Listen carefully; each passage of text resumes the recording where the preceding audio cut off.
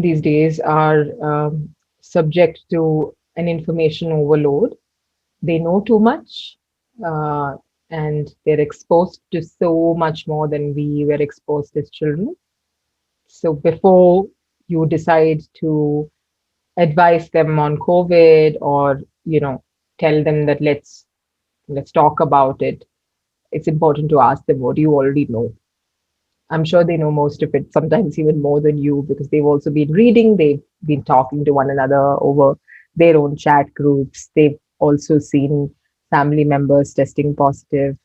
Um, so, do you really want to talk about it? Is the first thing you need to ask yourself. Do you want to address it with your child? Are you seeing that your child doesn't know anything about it or is feeling extremely overwhelmed as a result of it?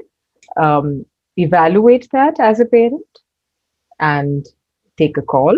And once you decide to talk to your child about it, if you have not already, then share your concerns about, you know, what is going on around the world without sounding helpless, without sounding overwhelmed yourself. So it becomes more like a discussion. And then you ask them, how are you feeling now that your school is online, now that you're not able to meet your friends? Are you okay? Um, Give out leading questions that they can, answer and tell you about or talk to you about how they feel about COVID and about the lockdown, about school, about friends, and how life has changed over the last year and a half. Affecting our children as tiny humans, as little individuals with their own blooming personality is very important. So that don't ignore their questions, don't trivialize their concerns. Hear them out, answer the questions to the best of your capacity. Stay calm when you answer those questions. It's important for them to hear it from you and see it in you that while we are dealing with a difficult situation right now, we are all together, we are okay, we are safe, we have things and people and society that we can count on. Talk to them about hope, talk to them about how they can help, talk to them about how you are helping out.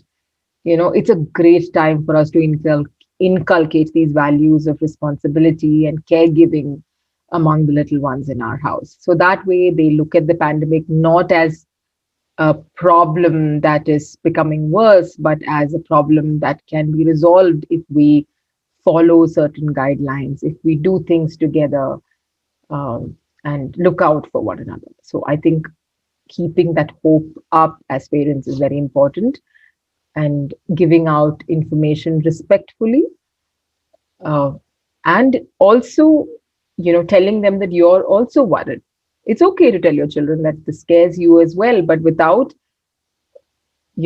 becoming too overwhelmed about it. You can be vulnerable as long as you are not making them feel that, you know, you can't keep them safe or you don't feel safe yourself. Even if you feel that way, it's important not to show that to your children, because that's when they become helpless. That's when they start feeling more anxious. Some children are more prone to anxious behavior or fears. And when you start noticing that they're afraid, they cry, they always want to sit next to you, they don't want to sleep alone. If you see those kind of signs of fear in them, it's important that you address it with a pediatrician, with a child psychologist. Don't get your child to talk to them. You talk to them first and talk to them about the things that you're observing. If anything that made your child happier and calmer before is not working right now, it's not helping them calm down, then it's time to reach out to a specialist and seek help. I would say that that's important for us to address in times of the pandemic with our children, so that they are not anxious and you don't pass on your anxiety to them either. Have to remember that children are watching us. They're not merely listening to us. They're not listening to what we are saying alone, right? They're also watching what we're doing. They're looking at how we are reacting to situations. Are we getting angry? Are we getting upset? Are we feeling overwhelmed and stressed? So they're looking at those behaviors that their parents are exhibiting. So it's important that you stay positive and you stay upbeat. You make the most of this whole lockdown, closed in a house situation, so that they think this is not such a bad thing. I won't say it's a good thing, but not such a bad thing. It's all right to take some time off from work and take some time off from your everyday schedule to spend 30 extra minutes with your child, maybe playing a game, maybe reading a book, connecting with them irrespective of their age group, being a part of their life, being interested in things that they do, being interested in their interests, talking to them generally, making them something they like to eat, uh, probably watching something together with them, or figuring out some good book that you can read together, or merely spending quality time with your child, and being happy yourself. You connect with your friends, you connect with other family members, you say that, what, this is my time, I need some time by myself. To I need a break as well. So when you show them positive ways of coping, good self-care practices, healthy habits, then they think that, oh, okay, maybe this is the way to deal with it when there is a problem that comes our way, because problems are going to come.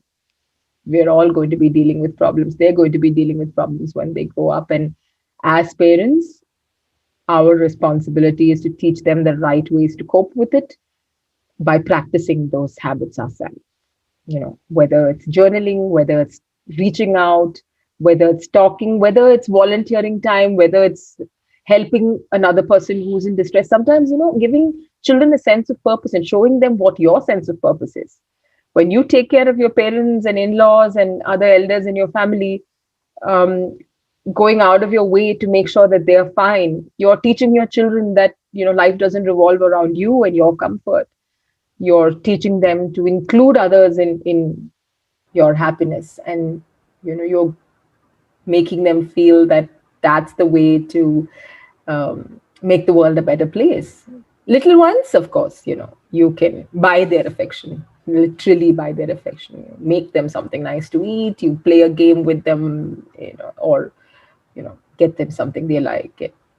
They're all yours. It's the older ones, the teenagers, the preteens, who are who know too much and who are scared and who miss their peer interaction that you need to worry about. So reach out a little more without suffocating them and respecting their space. I think that's important.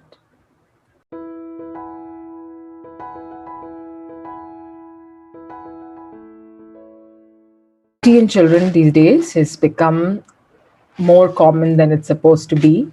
There are a lot of children as young as 7 and 8 whose parents have contacted therapists like me, talking about their fears, and their daughter or son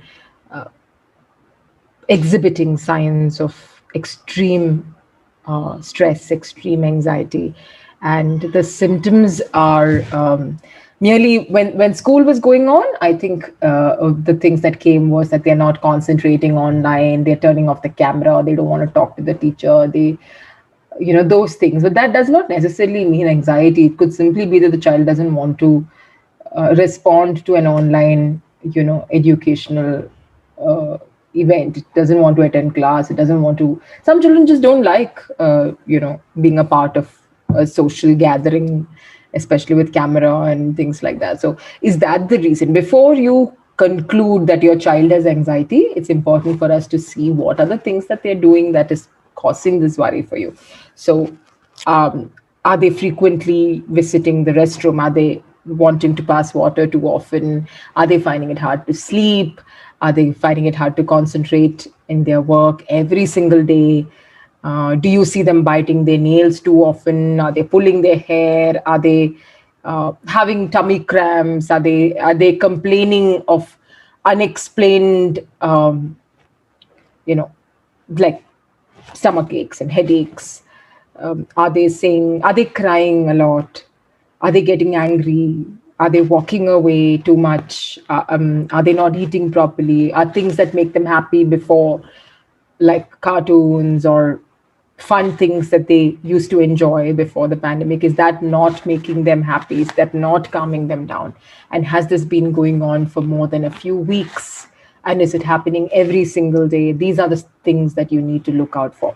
Once in a while, if the child is showing anger, if the child is showing sadness or throwing one too many tantrums, um, that's not anxiety. That's just a child being a child.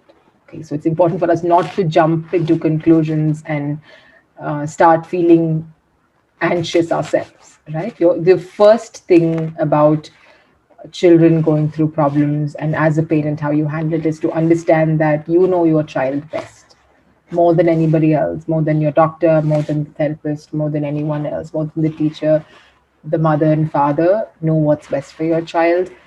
So try reaching out to them, try finding out how do you deal with a tantrum that, you know, blows out of proportion, by not throwing a tantrum yourself. If the child is getting angry, you get angry in turn. That's not the way you handle a situation, right? If the child is walking away in a huff or screaming at you, and you repeat the same behavior, you're not teaching the child how best to cope with it. Understand that if a child is showing any signs of stress or fear or anger, they are asking for help without really putting it, in those very words. So be open to helping them, be open to uh, their expression, whatever it is that they're going to say. Maybe they're going to say something silly, maybe they're going to say something really serious, you don't know. Whatever it is that they come to talk to you about, do not trivialize what they say. Do not laugh at what they think is a big problem. Do not brush it off. Please listen to them, come down to their level, and ask them what their concern is. If they're screaming and throwing a tantrum, wait it out. Tell them that, you know what, I don't think this is the time we need to talk. Go to your room or go somewhere else and have a glass of water, calm down, and come and talk to me. Even if I'm making you angry, please know I don't intend to make you angry. But if I'm making you angry, then I'm willing to talk to you about it, but not when you're in this mood. I'm not going to talk to you if you're going to talk back to me like this. I'm not going to talk to you if you're going to yell and scream or throw things. So you need to calm down and let's talk and hear them out before you get defensive. You may think that you're not doing these things. You may think that you're not doing anything to induce such behavior from your children, but you may be surprised if you ask them exactly what they think is going on and how they are feeling about a certain situation. Anything that is episodic or one off needs to be observed so that you make sure there is no pattern, there is no continuity there.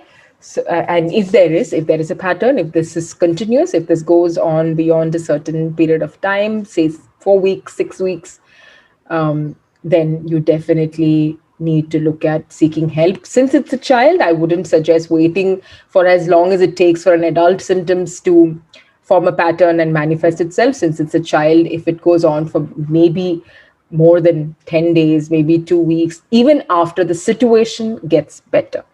Like if they're dealing with a problem and that problem is over, like if they get bad marks, for example, and they haven't told you about it, they're scared to tell you, but you find out and you've had whatever interaction with your child and that thing is over.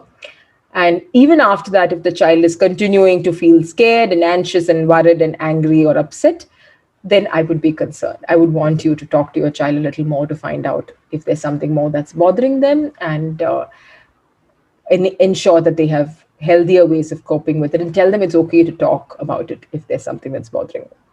So I think those things are necessary to look out for as symptoms in children.